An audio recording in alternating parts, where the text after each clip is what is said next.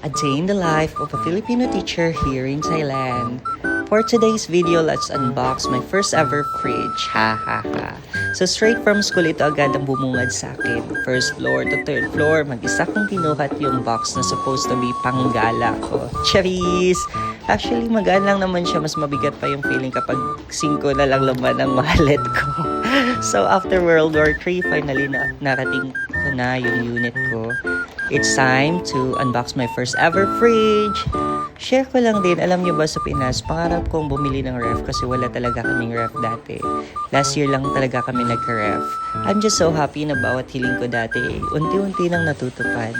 Thank you, Lord. Sabi ko pa kay Mama one time na nag-usap kami, dungtang tulad ta, time will come.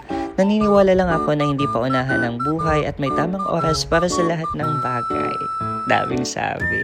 Finally, simple lang siya but I love it. It's exactly what I need for my meal preps and cold drinks after a long day at work. Alam niyo yung feeling na yung pagod mo sa trabaho naging ganito. Ang sarap sa pakiramdam.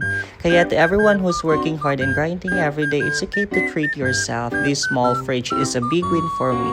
Dati pangarap lang, ngayon reality na. Say hello muna to my birdie bago tayo mamalengke. That's 1 minute. See you again next time. Bye!